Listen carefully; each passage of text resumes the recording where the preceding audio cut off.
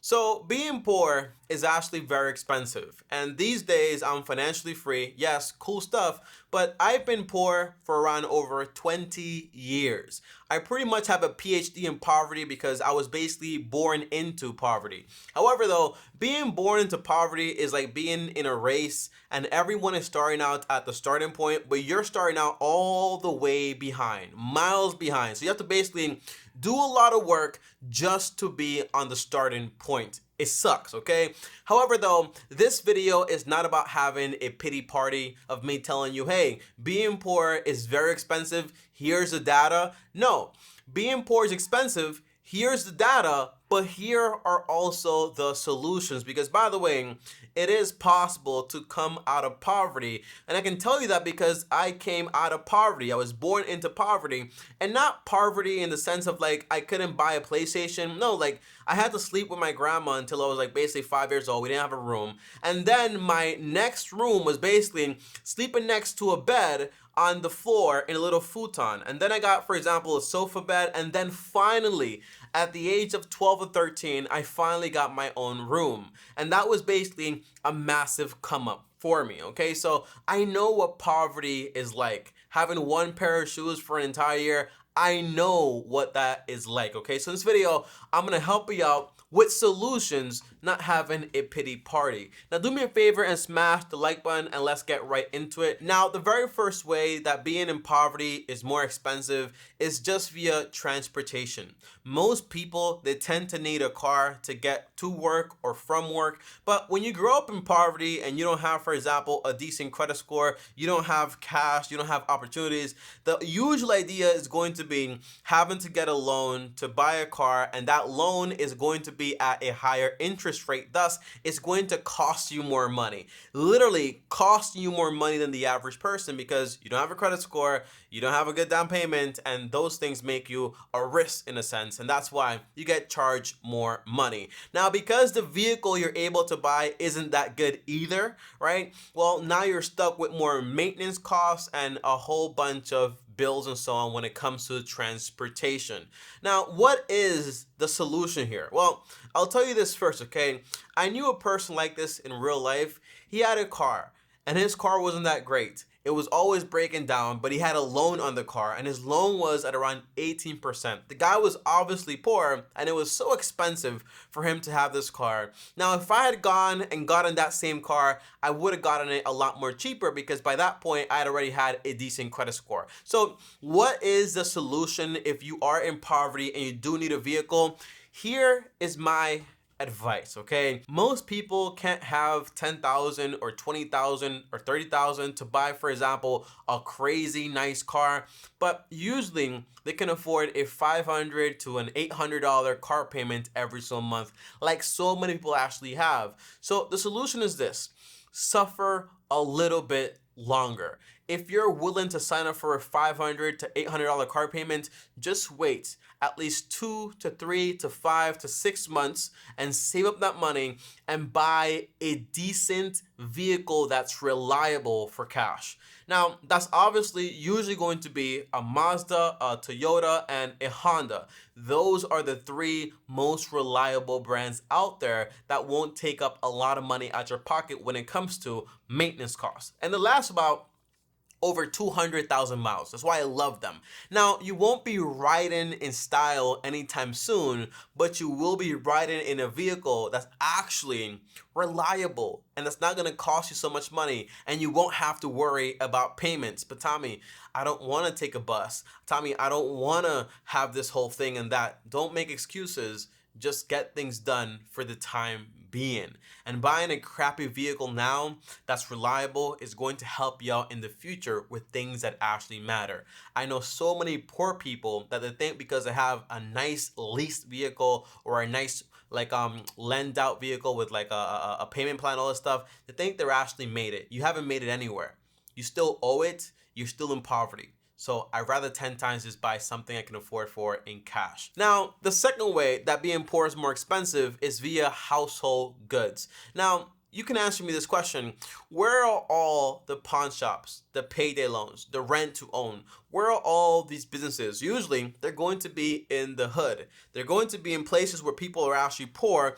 They can't afford to buy things right away. Thus, they take loans on literally money they haven't made. They lend out their goods basically with pawn shops to basically say, hey, I need cash now. I'll pay that back later, or whatever it takes just to get some money. So what is the solution here? And by the way, when you live in the hood, or when you live in a poverty-stricken town, usually you don't have that many options because there's not competition, there's not a lot of businesses going around, so whatever the price is, that's the price you're actually going to pay. You know what I mean? It sucks, and you don't have the power or the money to just say, I'm gonna go ahead and drive for like an hour or 2 hours to get me, for example, some better groceries, because obviously with the gas and time, it just won't make any sense. So what exactly is the solution for this? Well, you're going to have to get very good at spending less than you make and knowing exactly all the bills you actually have and not going overboard on them.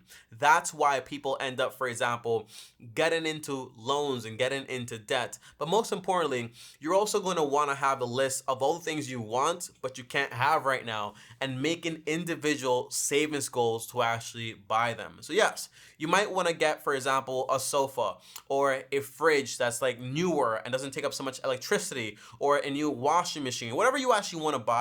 But the point is, when you're buying these things, don't borrow money for them. Just make a savings goal for them by spending less than you actually make. And here's a very important tip. When you're shopping, always compare. Check Facebook, check Amazon, check around. And also, I had a friend, he bought a mattress that was over $1,000. He bought it used on Facebook for like less than $300. You know what I mean? So there are ways to get the things you need and get them used for a good price. I bought all of the electric stuff for my kitchen, like the fridge, the dishwasher, the stove, the microwave.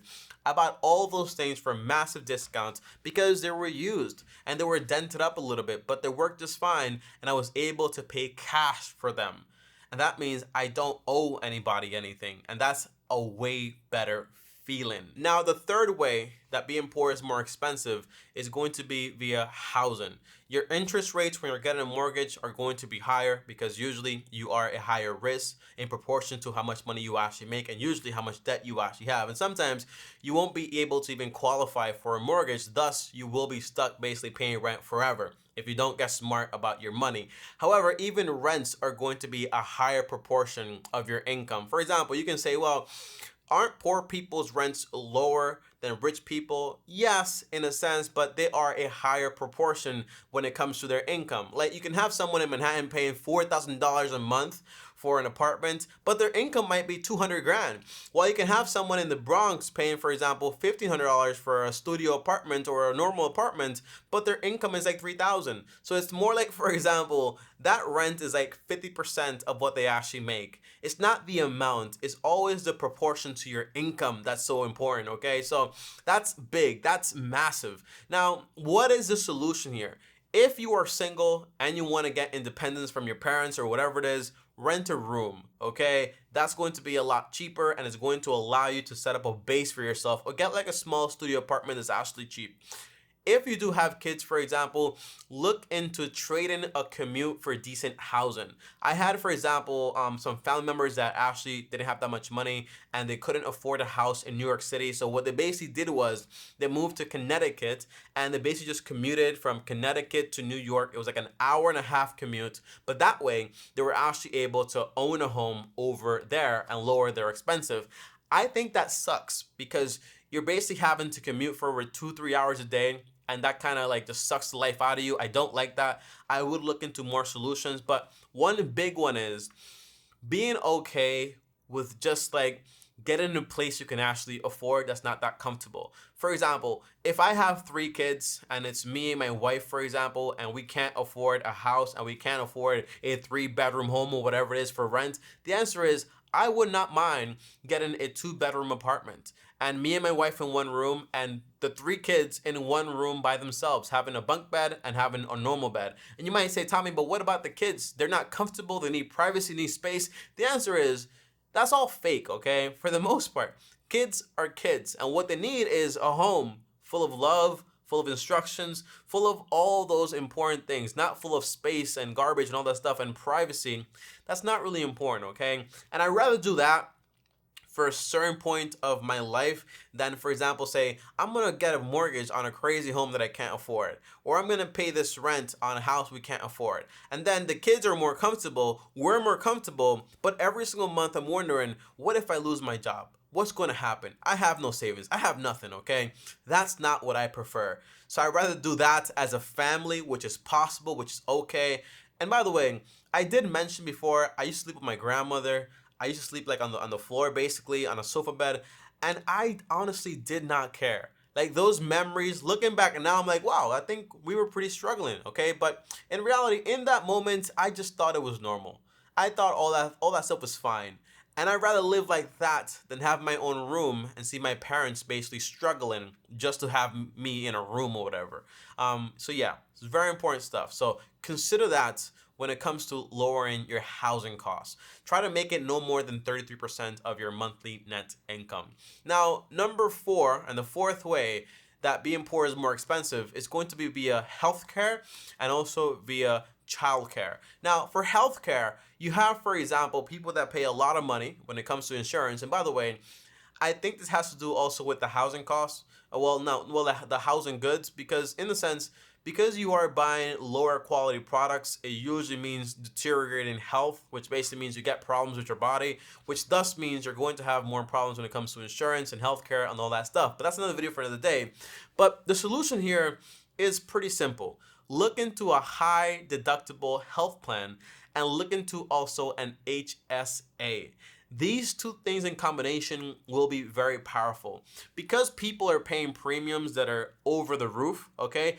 If you actually get a high deductible health plan, which basically means that when you get sick and you go to the doctor, you will have to pay more out of pocket. People get scared because they don't have money, right? So they're willing to pay $300, $400, $500 a month on health insurance. So that way when they get sick, they don't have to pay anything out of pocket for the most part. But here's the idea. If you use an HSA, which is basically a health savings plan, what you can actually do is basically save the difference that you're actually going to save between these two plans and invest it there, and that's basically going to grow. So when you do go to the doctor and you actually get sick, then you actually have the money to cover the expense for the most part. And it is capped usually, like at $2,000, $3,000, $4,000, depending on what's actually going on. But let's say, for example, I'm paying $500 a month on health insurance. I get a high deductible health plan, and now I'm paying $100, right? I'm saving $400 a month. 400 times 12, that's about like what, like $4,800 a year. Well, I can basically invest that money into the HSA, and if I actually get sick, that money is there and available for me. It's not basically being irresponsible, it's just you being able to have that money there, so that way you're not paying a bunch of money every single month, and then when you get sick, and hopefully you don't, you're basically covered, okay? But all that time, what's been happening is you've been spending money and you haven't been getting sick, okay? That's the point. But when it comes to childcare, I read somewhere that people actually spend almost over $10,000 a year on childcare. And I know someone personally that the woman actually works and she tries to basically provide when it comes to the childcare, and it's like a lot of money and everything else, and the school, all the stuff.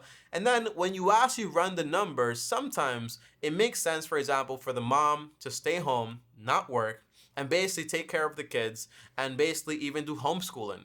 And then all those costs are basically done. You actually save money and you actually don't have to work, and you take care of the home overall. And you might say, Tommy, but what about, this is very important because I'm very different in this sense. I don't believe in careers for the most part.